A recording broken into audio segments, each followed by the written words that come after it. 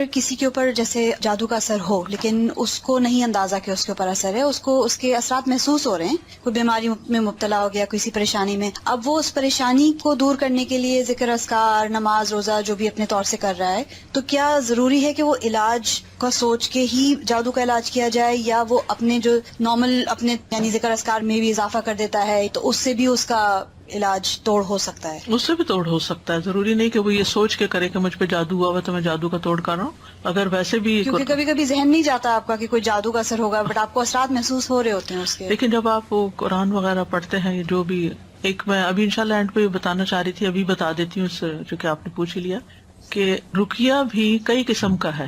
طویل رقیہ بھی ہے جو گھنٹہ بھر کا رقیہ ہے، اور مختصر بھی ہے جس میں وہ میں کارڈ لانا بھول گئی تھی، سبز رنگ کا کارڈ ہے، شفا کی آیات، اس کے آگے یہ دعائیں بھی ہیں جو ابھی میں بولنے والی ہوں، اور آیات بھی. آیات میں کیا سورۃ الفاتحہ ہے، البقرہ کا پہلا یعنی المفلحون تک ہے، پھر آیت الکرسی ہے، آمن الرسول ہے، معوذات ہے، قل هو اللہ، اور وہ یہ بھی اتنا مؤثر ہے کہ اگر آپ کو کوئی شک ہے اس طرح کا، یا کوئی دوائی وغیرہ اثر نہیں کر رہی، یا آپ تھکے تھکے محسوس کرتے ہیں، تو آپ اپنے ہی ہاتھ پر پڑھ کے سورۃ فاتحہ اس طرح کر کے اپنے پورے جسم پر پھیر کے اپنے آپ کو جھاڑیں، پھر اس کے بعد سورۃ البقرہ کا پہلا رکوع پڑھ کے پھر جھاڑیں، پھر اسی طرح یعنی ہر جو آیت ہے سورۃ البقرہ ہی کے، اور پھر معوذات ہر دفعہ پڑھ کے جھاڑیں. آپ یقین کریں اگر آپ نے کیا نا تو آپ پہلے سے لازماً بہتر محسوس کریں گے. ایک دفعہ آپ کا اپنا ہاتھ ہی پھر گیا نا تو اسے ایک تو جسم کی سرکولیشن بھی ہو جاتی، دوسرا جب آپ اس کو جھاڑتے ہیں اس طرح کر کے تو آپ کو یوں لگتا ہے جس سے آپ سے کوئی چیز، کوئی نیگیٹو انرجی گئی، اور آپ کو بہت اچھا فیل ہوتا ہے. یہ تو کبھی کبھار ایسا کر ہی لینا چاہیے، لیکن بعض اوقات یہ ہوتا ہے کہ آپ کی اتنی اسپرٹس لو ہیں کہ کچھ لوگ پڑھ ہی نہیں سکتے، یا کچھ لوگ پڑھتے ہیں بس وہ بے یقینی کے ساتھ پڑھتے ہیں، آدھا دل سے پڑھا آدھا نہیں پڑھا. تو آپ دیکھیں جب ہم بیمار بھی ہوتے ہیں نا تو سب سے پہلے کیا کرتے ہیں، ہم ٹوٹکے کرتے ہیں، گھر میں کرتے ہیں نا، چائے پی، لونگ والی چائے پی لو، ادرک والی چائے پی لو، ٹیبلٹ کھا لو، پین کلر لے لو، سوپ لے لو، یخنی پی لو، وغیرہ وغیرہ، یہ کام کرتے ہیں. اور جب نہیں کام چلتا پھر کیا کرتے ہیں، پھر ڈاکٹر کے پاس جاتے ہیں. تو بعض اوقات ڈاکٹر وہی چیز آپ کو بتا رہا ہوتا ہے جو آپ خود بھی کر رہے تھے. کس چیز کا فرق پڑتا ہے، پہلے آپ یقین سے نہیں کر رہے تھے، پہلے آپ بس تکے بازی کر رہے تھے نا کہ شاید اس سے ہو جائے، شاید، لیکن اب کیا نہیں، ڈاکٹر نے بتایا اب تو یہ فائدہ دے گا ہی مجھے، یعنی ایک اور طرح کی فیلنگ آتی ہے. اسی طرح ایک بات آپ کسی ایک عام انسان کے منہ سے سنتے ہیں تو آپ پر اثر نہیں ہوتا، وہی بات ایک اسکالر یقین کے ساتھ کہتا ہے تو آپ اس کو پکڑ لیتے ہیں. یعنی کہنے والے کے کہنے سے بھی بڑا فرق پڑتا ہے، ڈائریکشن مل جاتی ہے ایک. اور پھر یاد رکھیے اس میں انسان کی نفسیات انوالوڈ ہے، انسان کی سوچ کا بڑا عمل دخل ہے، انسان کی جو کیفیات ہیں ان کا بڑا عمل دخل ہے. آپ نے دیکھا ہوگا کہ کچھ لوگوں کے پاس آپ تھوڑی دیر بیٹھ جائیں تو آپ ایک فریش فیل کرنے لگتے ہیں. اب مثال کے طور پر جو سائیکیٹرسٹ ہوتے ہیں وہ باتیں ہی تو کرتے ہیں، تو آپ باتوں سے کیوں ٹھیک ہو جاتے ہیں؟ کیونکہ وہ ایسی باتیں کرتے ہیں کہ جو ایک سینس بناتی ہیں، پھر آپ کے اپنے جو کنفیوژن وہ دور ہونے لگتے ہیں، آپ اپنے آپ کو انالائز کرنے لگتے ہیں، پھر آپ اتنا بڑا پہاڑ جو بنایا ہوا ہوتا ہے وہ بالکل چھوٹا سا بنایا جاتا ہے کہ ہاں یہ تو کچھ بھی نہیں تھا، میں نے کیوں اس کو اتنا ہوا بنایا ہوا تھا، میں اس چیز سے کیوں ڈر رہی تھی. تو بعض اوقات انسان جو چیز سوچتا رہتا ہے نا وہی ہونے بھی لگتی ہے. اللہ جانتا ہے اس کے پیچھے کیا حکمت ہے. جب ہم ایک بات سوچے جاتے تو وہ چیزیں. آج ہی میں سن رہی تھی کسی نے کہا کہ یہ بات ریسرچ بیسڈ ہے، یعنی صرف ایسی نہیں ہے. وہ کہتے ہیں کہ جو لوگ تیز گاڑی چلاتے ہیں ان کے ایکسیڈنٹس کم ہوتے ہیں بنسبت ان لوگوں کے جو ڈرے رہتے ہیں اور کہتے ہیں کہیں میں ایکسیڈنٹ نہ کر دوں. وہ زیادہ ایکسیڈنٹ کرتے ہیں، کانفیڈینس نہیں ہوتا. تو یہ جو یقین ہے نا یہ بڑی دولت ہے، جو کانفیڈینس ہے یہ بڑی دولت ہے. کسی انسان پر آپ کا اعتماد ہو تو اس کی چھوٹی سی بات بھی آپ کو لگ جاتی ہے، اور اگر کسی پر نہیں تو وہ بڑی بڑی بات بھی آپ کو سمجھائے تو آپ کہتے ہیں بس یہ تو باتیں ہی کرتا ہے، اس کی کیا بات ہے، یقین نہیں آتا آپ کو اس پر. اب دیکھیے ہمارا دین تو بنیاد ہی ایمان پر ہے.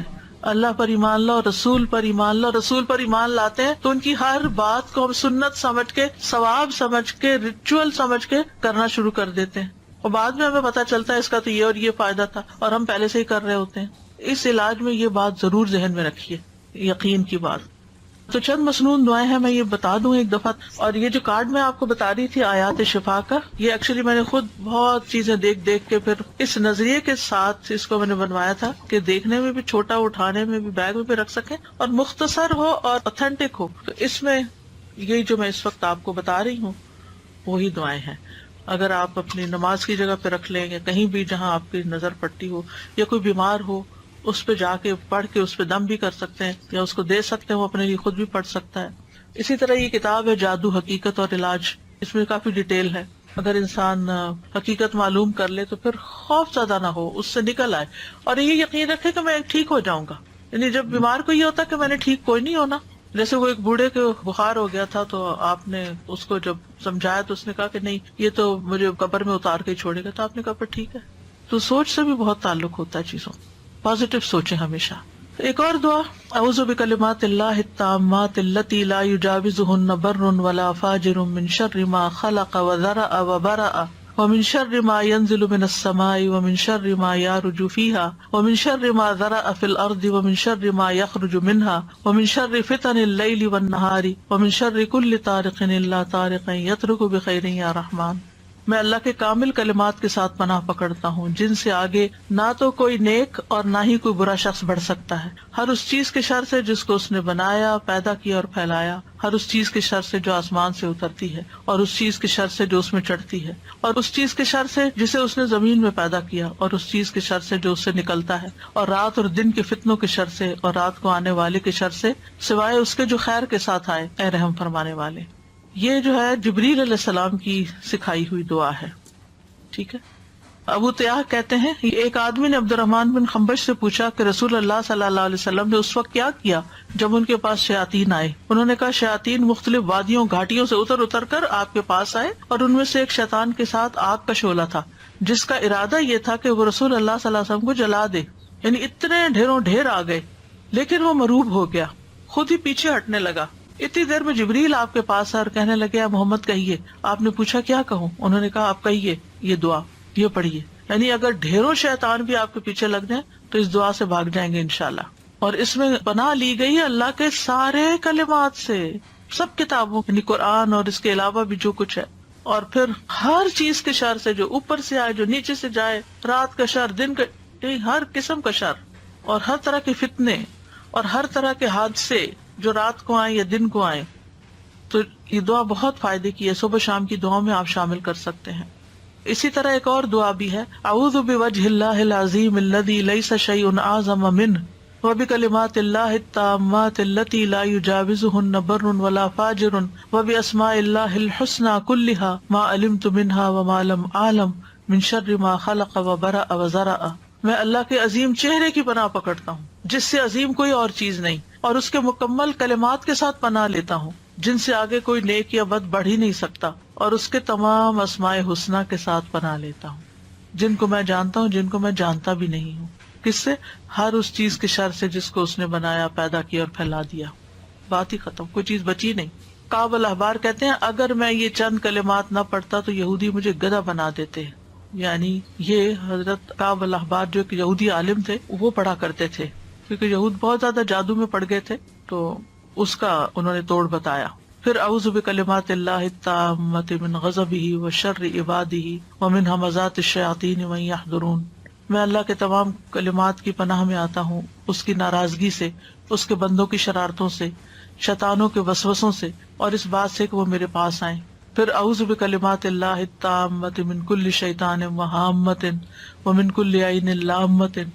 میں پناہ پکڑتا ہوں اللہ کے پورے کلمات کے ذریعے اور ہر ایک شیطان سے اور ہر زہریلے جانور سے، جیسے سانپ، بچھو وغیرہ، اور ہر نقصان پہنچانے والی بری نظر سے. پھر 3 دفعہ شام کے وقت اعوذ بکلمات اللہ التامات من شر ما خلق، اور بسم اللہ الذی لا یضر مع اسمہ شیء فی الارض ولا فی السماء وہو السمیع العلیم. پھر اسی طرح اگر آپ دوسرے کو دم کر رہے ہیں تو اللہم رب الناس مذہب البأس اشفی انت الشافی لا شفاء الا شفاء الا انت شفاء لا یغادر سقما. یہ صحیح بخاری کی روایت ہے. پھر اذہب البأس رب الناس انت الطبیب وانت الشافی.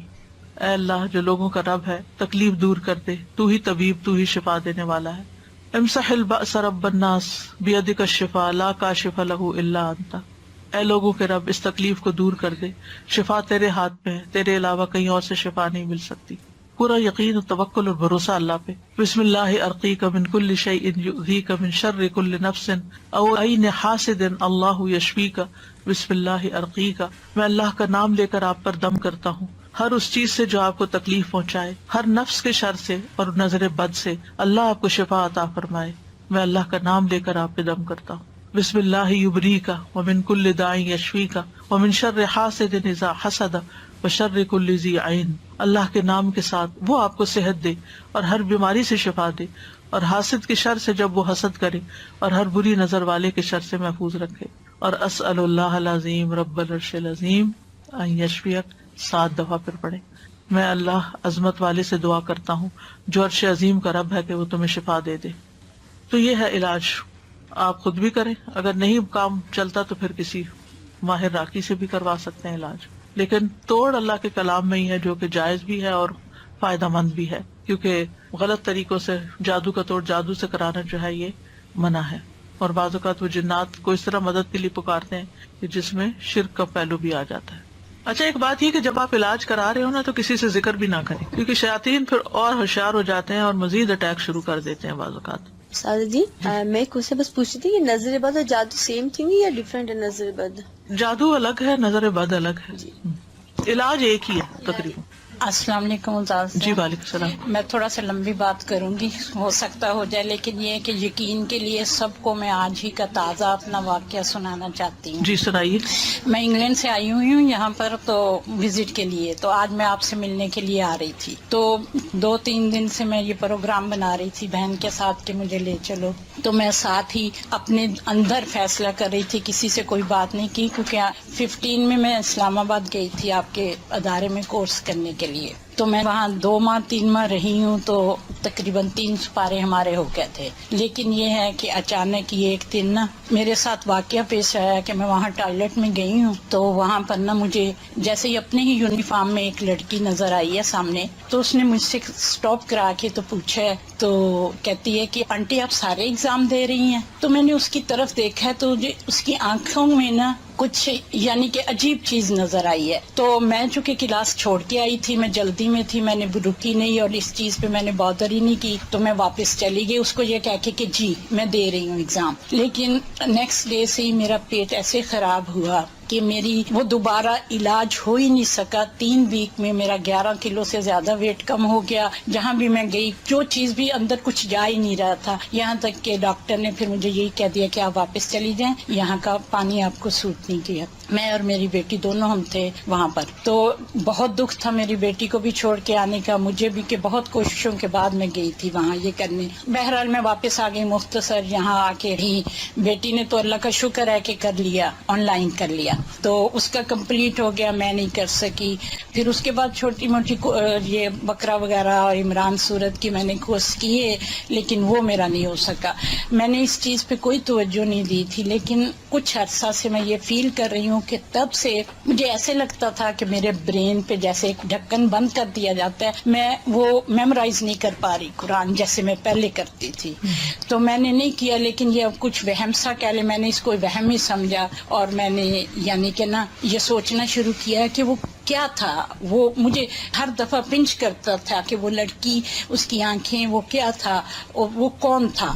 تو اب میں کچھ وہم میں آئی تو میں نے سوچا کہ میں آپ سے ذکر کروں گی اس چیز کا کہ شاید مجھے کچھ ایسا اثر ہے کہ اس کے علاج کا. لیکن نظر بھی ہو سکتی ہے کیونکہ آپ کی ایج زیادہ تھی عام بچیوں سے، تو انہوں کو اچھا آپ پڑھ رہی ہیں، آپ کس پارے ہو رہے ہیں، اسی وجہ سے میں کیونکہ شور نہیں تھی تو. لیکن یہ میں نے سوچا آپ سے ذکر کر کے آپ سے پوچھوں گی. لیکن آج صبح جب میں نماز کے بعد بیٹھی تو مجھے یہی آپ جو حدیث سنا رہی ہیں یاد آئی کہ وہ 70,000 جو کہ نہ جھاڑ پونچھ کرتے نہ کچھ. تو میں نے فیصلہ کیا کہ نہیں، میں نہیں ذکر کروں گی، میں اللہ ہی سے وہ دعائیں کروں گی. جی سب سے پہلا کام یہی کرنا چاہیے کہ اللہ کی طرف رجوع کرنا چاہیے اور پھر اللہ تعالیٰ ہی گائیڈ کر دیتا ہے. لیکن میں اب اللہ کا اتنا شکر کر رہی ہوں، اتنا شکر کر رہی ہوں کہ وہ کیسے دلوں کو جانتا ہے. کہ مجھے آج نہیں پتا تھا کون سی کلاس ہے، مجھے نہیں پتا تھا یہاں کیا درس ہوگا کیا نہیں ہوگا، مجھے نہیں پتا تھا کہ میرا علاج ہی اللہ تعالیٰ آج مجھے دکھا دیں گے. میں اس کی شکر